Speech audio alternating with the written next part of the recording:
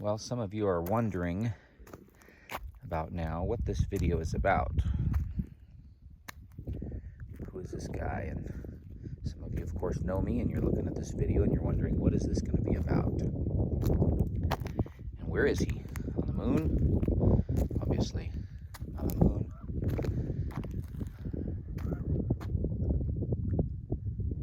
But I am in a place of desolation.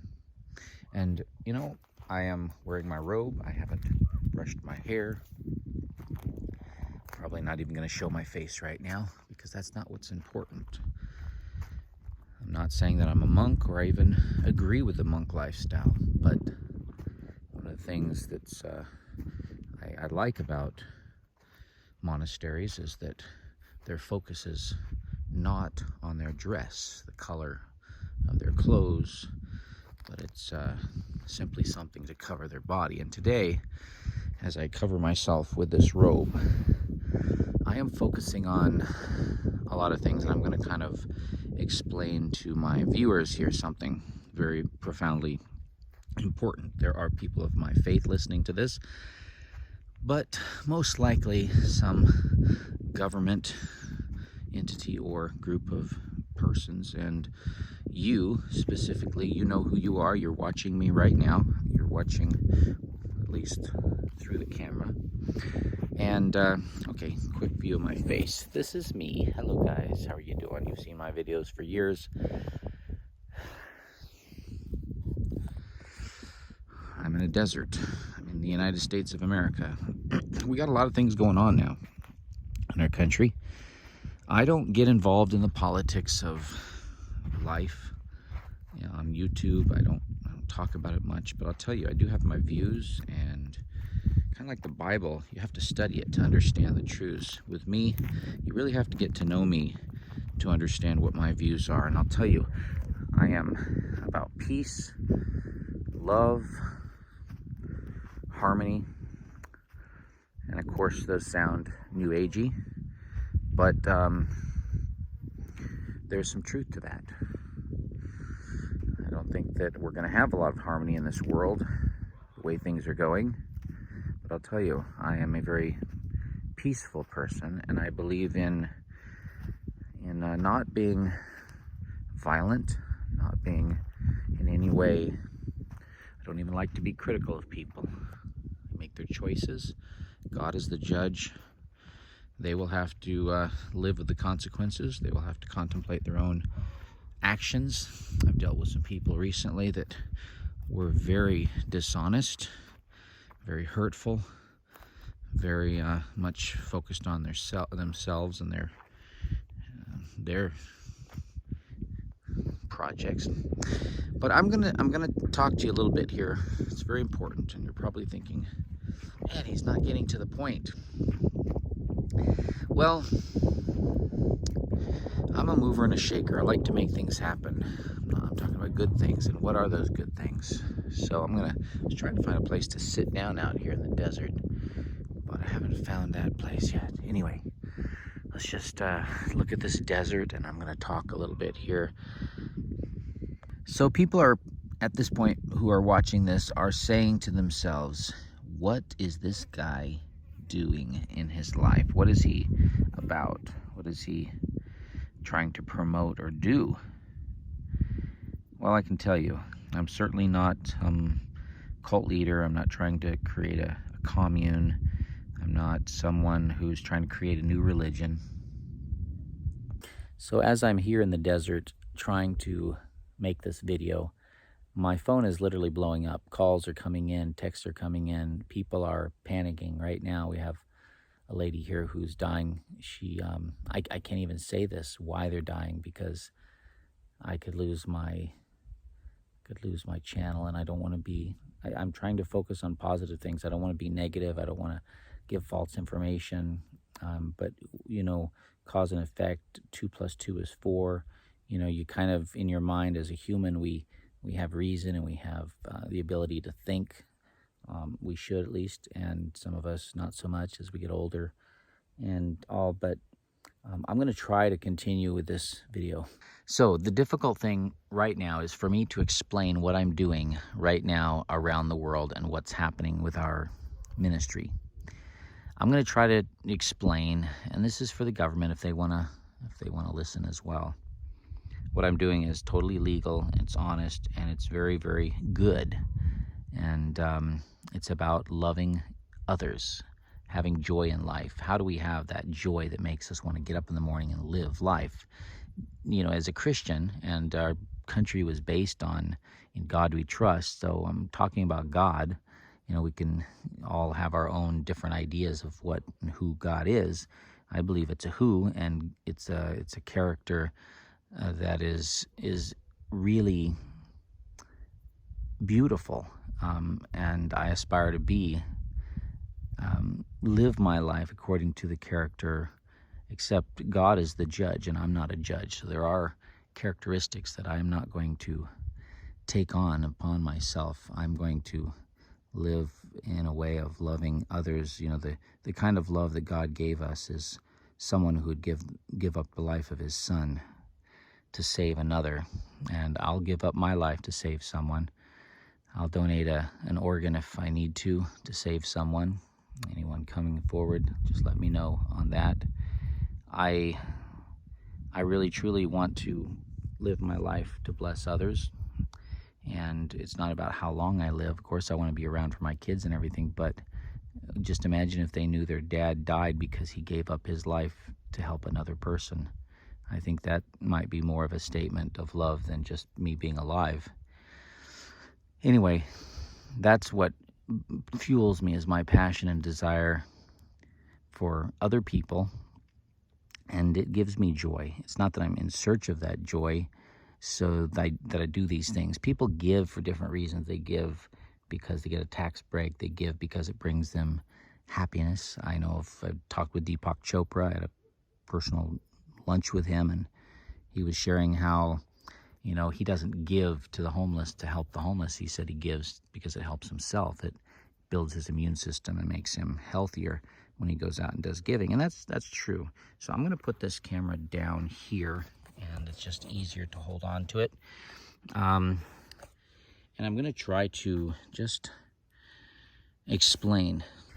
The reason I give, it does give me joy, but I give because I've gotten so much. I've gotten forgiveness of sin. I've gotten a gift of salvation and eternal life through Jesus, and that's a very wonderful blessing. When I think about what Jesus did for me on the cross and all the suffering he went through, I really feel indebted to him to give back my life and my time and everything I have, and that's really what motivates me, not the streets of gold, not the mansions that I'm going to live in heaven that the Bible and the New Testament talk about. Jesus went to heaven. He said, I'm going to go and prepare a house, build a place for you, and I'll be back and get you and then bring you with me. It's not because of those. It's not because of the gold and, you know, diamonds and all that stuff. So very early on in my life, I decided that I wanted to live a life that was a bit different, but I couldn't really place my finger on it. When I was 17 through 23, I was really in search of money, and I was working hard. I started, did different jobs, everything from pruning trees in the East Coast, Connecticut, New York, to working at J.C. Penney's and a hatch cover restaurant. Worked there and different jobs, health food store. I've had numerous jobs, minimum wage jobs. And then I started thinking, and I didn't know about all these different cult leaders that are all on documentary films on Netflix and stuff. I didn't know about them. I just knew that I wanted to create a movement, an effort of people, an idea, a concept. And I knew that, people could take away the buildings, they could take away my physical location, but they couldn't take away the dream. And so when we bought the Kolapa house on Kolapa Street in Molokai, the market crashed and we lost that, and there were some real illegal things that happened when taking that away from us. They didn't do a proper foreclosure and stuff. But anyway, it went to a good family, and we love that family, and that's one reason I didn't fight it, because it was a good family that ended up with it, and they still wanted to use it for the Lord's work, and I'd still like to be a part of that. So I really didn't feel it was lost. The same thing with Meadow Springs Lifestyle Center. It's being used for a wonderful cause, and I want to be supportive of that 100%. So I'm not upset about that at all, and I think that the way things went, I was a lot of the fault in that, and I apologize, and I'm very sorry for my behavior. And but my motive, and God looks at our motives, and He looks at our heart.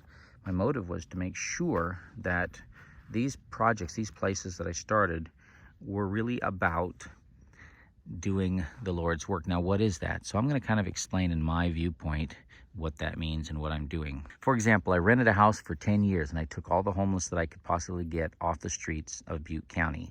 Those homeless people wanted to live with purpose. They wanted to have they were very emotional, they were very sensitive, they've been through a lot, and and all had different stories, and they wanted to contribute in the world in a way, in a good way. And some were artistic, some like to take pictures of sunsets, and I would find out what their talents were, and I would utilize those talents and help them and encourage them to use those talents. And I would make them feel special.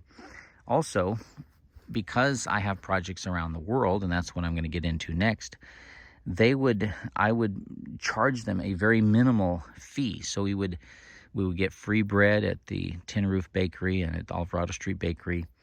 I would offset the cost of living by providing food that I would get for free, and we would have lots of free food. And so then I would get these, people who I would get off the street, or people in crisis in their life, get them involved with communicating with the different projects I have around the world. Some people would be interested in our friends in Pakistan, or friends in India, or friends in the Philippines, friends in Thailand, friends in Africa. They would get involved, and then they would want to help. And it wasn't between me. It's not like the money went to me and then went to them overseas. They would go to Walmart, they'd go down to Western Union, they go to at the Rite Aid store there nearby, and I would help connect them and teach them how they could help. Not a lot of money. We're talking about $50 or $100, which is a lot in another country, and it just really brought a lot of joy. And I know for a fact that money did not go in partitions. For example, it didn't go to some agency, it didn't go to anyone except the people it actually bought food and paid for the living necessities for those families in those places. And when you help people and reach out to them, it really shows that you love them. How can you preach God's love and preach the gospel and teach people, about these principles, and when we don't follow them ourselves? So many churches do that, and it really disgusts me. And I know there's some liabilities and some legal issues. For example, when our church burned down in Paradise, the homeless people went to the church parking lot to camp, figuring, this is a safe place we can camp, and we're kicked out with no place to go. I understand maybe there's a legality issue that can't be done, but still, I broke a lot of the rules and let people do things.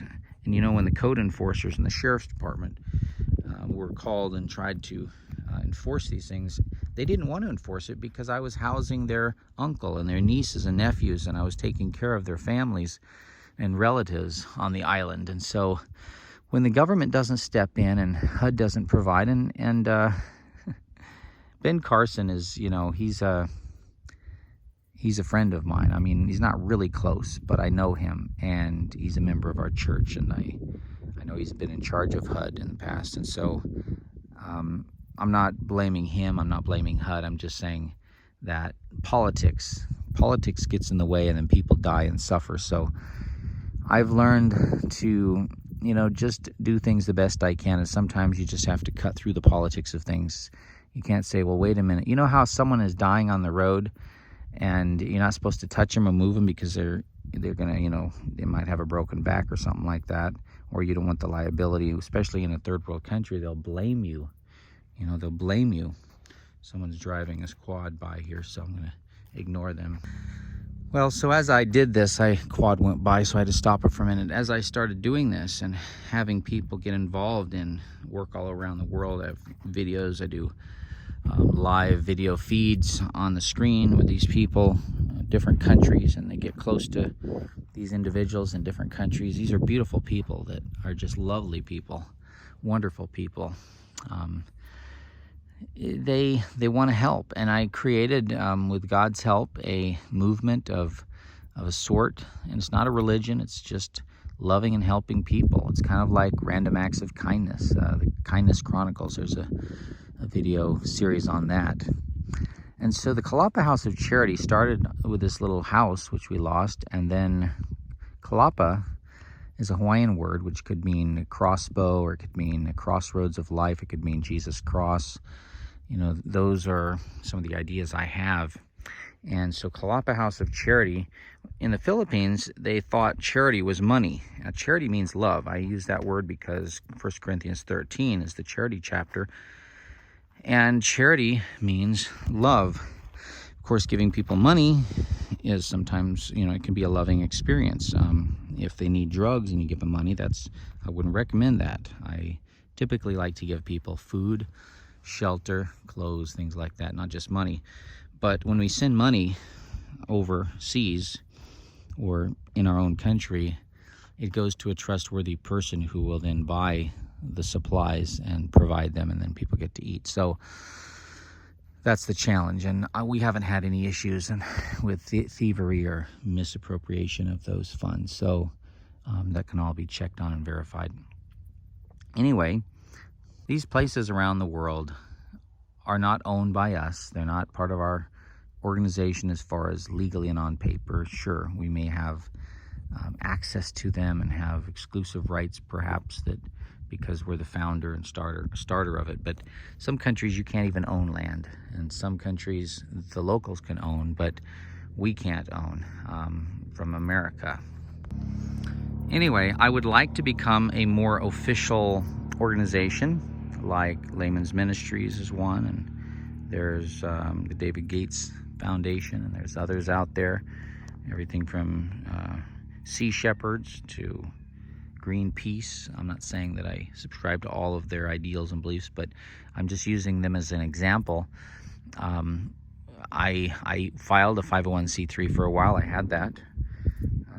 I was doing that, but now it's become a movement, not so much an organization, and it's probably going to keep going because, as movements do, you know, someone catches the vision, and so the founder dies, but it continues. So this movement, that's what I want to talk about. So let's talk about it this way. Think about a McDonald's, think about a Burger King, think about Subway, think about some of the healthier ones, okay? Taco Bell maybe. At least you can get more, I don't know if that's any healthier. Subway, the veggie.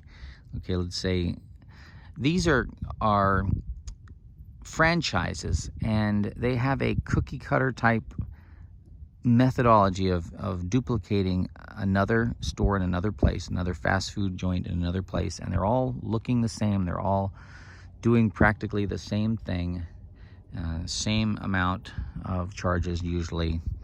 Some countries don't give as much vegetables and olives. I noticed that in Philippines they'll give you just a few, and in America they'll give you a handful. But you understand how that works. Well, just imagine if there were modular schools. Think about a modular school. I wish I could say this faster and better, more eloquently, but just think of a small modular school.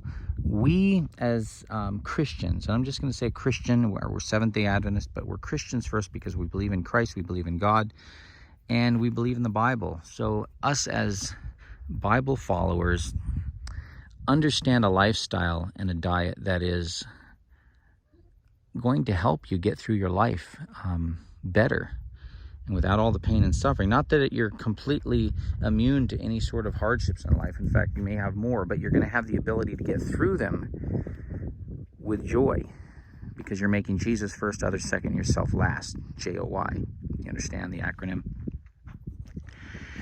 So these modular schools provide a course, a small certificate course that people can learn a lifestyle that is conducive to better health and better happiness. There's a set of principles that we teach, and some of the videos that are required in the course are What the Health, Game Changer. We have this understanding that if we, as Christians, as Seventh-day Adventists, do not preach this truth, the health message, it will go to the world, and the rocks and mountains will cry out. The most unlikely people will be teaching it. Arnold Schwarzenegger, he's involved in the production of Game Changer. So we have some pretty interesting people who are actually our teachers, instructors in our project. Arnold Schwarzenegger is one of them. Dr. Caldwell Esselstyn is one as well, of course, and John Robbins is another one. These are people who do lectures, and we use them in our programs. If you are offended by those people, I'm sorry. Just be offended. I think they have some truths. They're not part of our organization as far as a member, and there's no memberships anyway, and they're not members of our church. I'm not even necessarily a member of anything on paper. I'm just wanting to do a good thing with my life. And so, bottom line, and I'll say this in my last statement, I can't explain, and I can't put really on record properly how big my little organization has gotten. My closest friends and family have no idea. They don't know how many people I have gotten involved with around the world and affected and gained their interest in our ministry.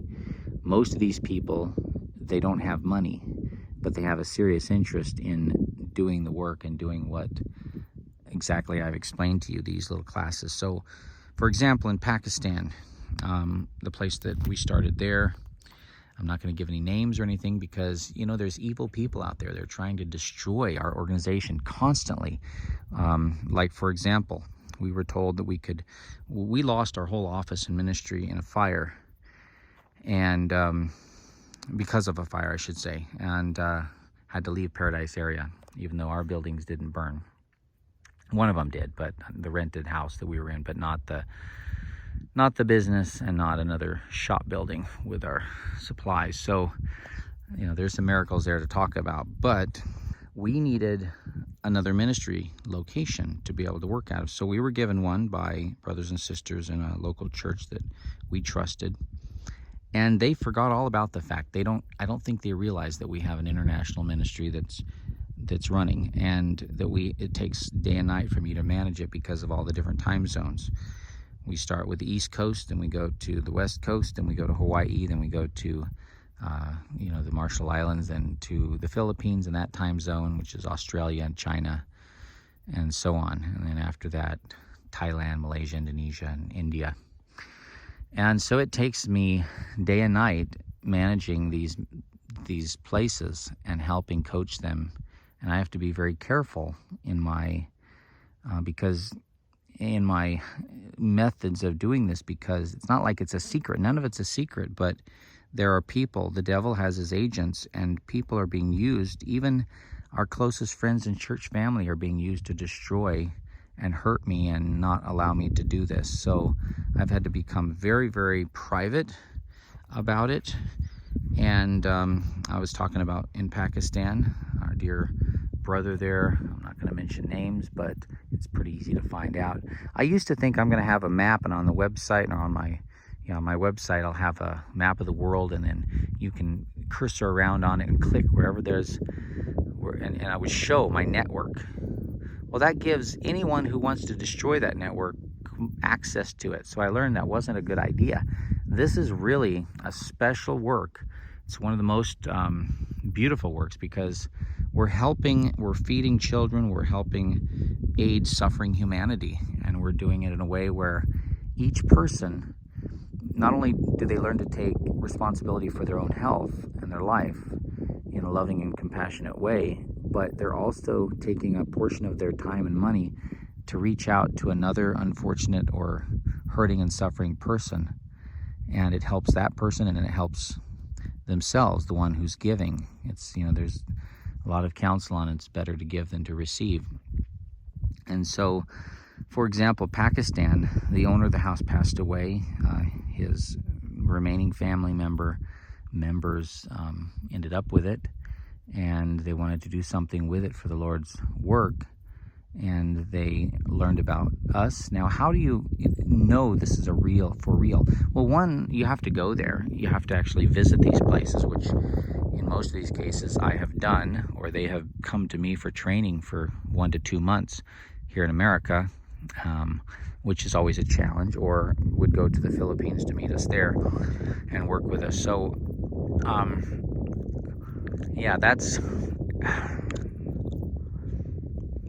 I don't own that place. It's not owned by me. I don't even want to own any of these places. My only interest is in helping supply the tools, the information, and help these people with this project, the Kolapa house in their area. Also, they can name it something different. I don't want them to have the same name as the Kolapa house. It's under the umbrella of the Kolapa house in a way, because we're helping educate and we want to supply them with the proper books and materials. But some of the places, and one of them, I got a call coming in, one of them started doing acupuncture, and I'm not saying that I'm opposed to all these things that I'm talking about, but it's not a part of our teaching. So I had to let them know if they want to be a part of our ministry, as far as it's almost like a directory.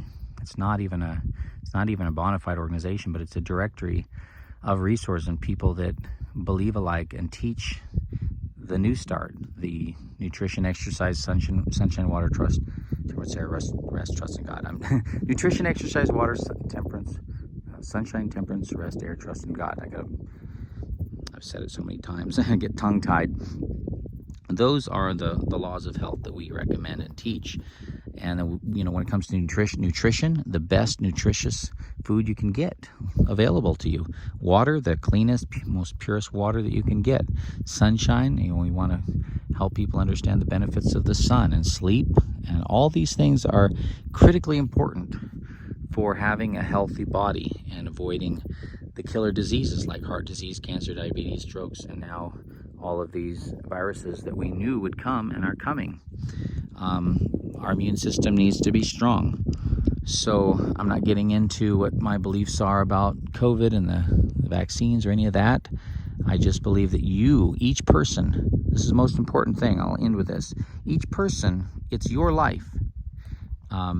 I would pose or suggest that each person, since it's your life, you take responsibility for your health and research health. And I would highly recommend that you would get involved with a Kolapa class near you in your country and learn what we are sharing. It's critically vital life and death information.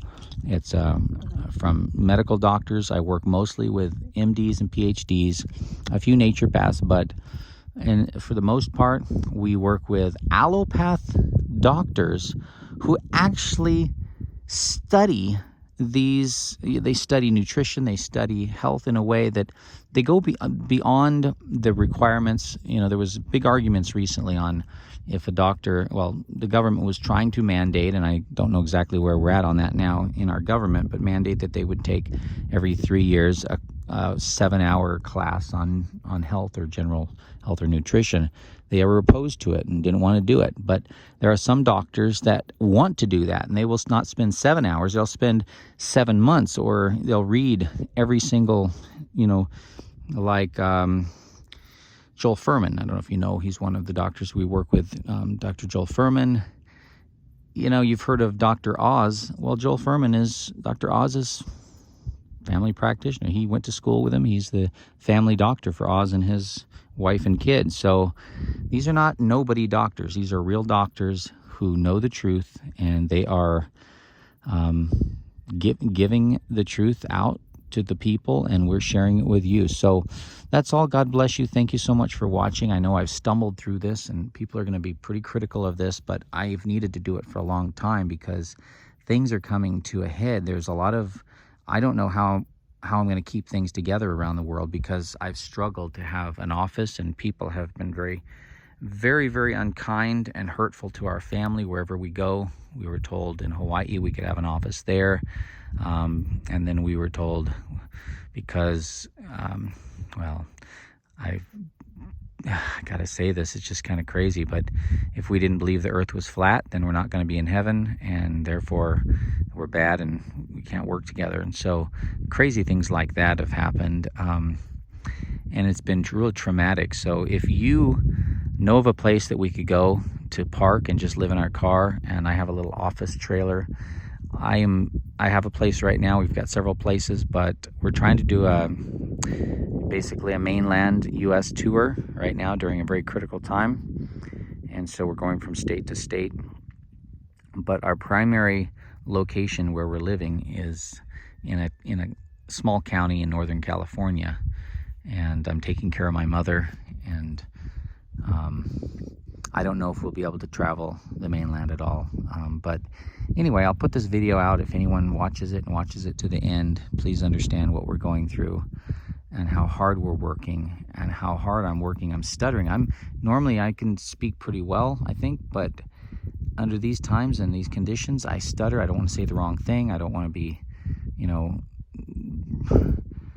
the repercussions can be severe. I mean, it could be the loss of your child, your family member. We've had it happen where family members have been taken away, and then you go to see them in the hospital because like they go for a walk and they get disoriented, and then you go to see them in the hospital, and because you don't have the proper paperwork, you can't see them, or because of COVID, you can't be there with your mom or dad when they die. And then HIPAA laws protect information. You can't get any information. You don't even know if they're dead or alive. It's just these times are very different and hard to deal with. So thank you for understanding, and God bless you all. Bye-bye.